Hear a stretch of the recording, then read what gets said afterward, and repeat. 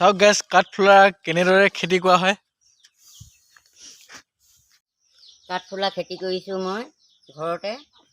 এয়া কাঠফুলা খেতি কৰা হৈছে আমাৰ ঘৰতে, মানে এনেদৰে টোপোলা বান্ধি বান্ধি ৰাখি এনেদৰে ওলমাই ৰখা হয় ডাঙত।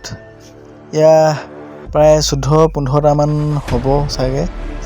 এই ডাঙত এনেদৰে ওলমাই দিয়া হয়, একো ইফালে সিফালে নলগাকৈ।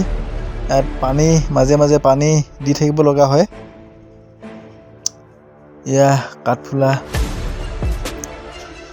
এয়া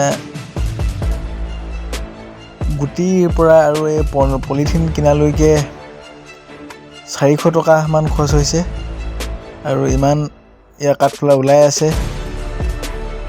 200 টকা কেজিকে বিকিব পাৰি। ঘৰত অলপ খোৱা হ'ল আৰু আধা কেজিমান গৈছে আৰু। এয়া এপাহ ছিঙি অনা হ'ল প্ৰথম। প্ৰথম এপাহ ছিঙি অনা হ'ল আজি খাবৰ কাৰণে। এপাহ ছিঙি আনিছোঁ আৰু ঠেঙেনি। ইমান লাহে নহয়, এপাহ ঠেঙেনি ছিঙি আনিছে হেনো খাবলৈ। এয়া খেহবিলাক সিজাই সৰু সৰুকৈ কাটি লোৱা হয়। প্ৰথমে কাঠফুলা প্ৰস্তুত কৰিবলৈ হ'লে, আৰু এনেদৰে পলিথিনত হেঁচা মাৰি মাৰি ভৰাই আৰু গুটিবিলাক দি দিয়ে। এইফালে গুটিবিলাক ধানৰ দৰেও থাকে, এয়া ঘেঁহু গুটি হ'ব পাৰে। ঘেঁহুৰ পৰা তৈয়াৰ কৰা বুলি কবি কয়। আমাৰ মায়ে বনাইছে। বনাই আছে এনেকৈ টোপোলা বান্ধি বান্ধি খোৱা হ'ব। এই খেৰখিনি বইল কৰি লোৱা হ'ল ন। গুটিবিলাক ঘেঁহুৰ পৰা তৈয়াৰ কৰি হয় চাগে।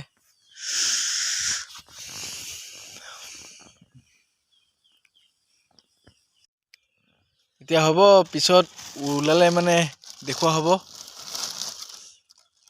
কেনেদৰে ওলাই কাঠফুলা, কিমান ওলাই কিমান ডাঙৰ পিছত দেখুওৱা হ'ব। এতিয়া কাঠফুলা থোৱা হৈছে এনেদৰে। কাঠফুলা খেতি কৰিছোঁ মই ঘৰতে। গুটি কিনি আনি লোকে ইণ্টাৰভিউ মাৰিছে, মই কিন্তু ইণ্টাৰভিউ লোৱা নাই। মই নিজেই নিজৰ মনৰ হেৰিয়ে মই এই কাঠফুলা টোপোলা কৰি খেতি কৰি আৰু এতিয়া কাঠফুলা ওলাইছে। আজি খাবৰ কাৰণে এপাহ ছিঙি আনিছোঁ। টোপোলা ভৰাই কাঠফুলা খেতি কৰি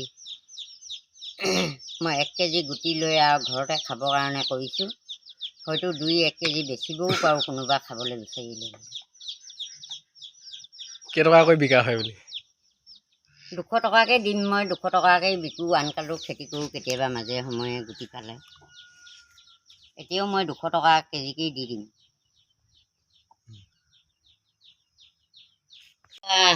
কৰি বহুত ভাল লাগে মোৰ, আৰু ইমান মৰম লাগে কৰিবলৈ দেখিবলৈ।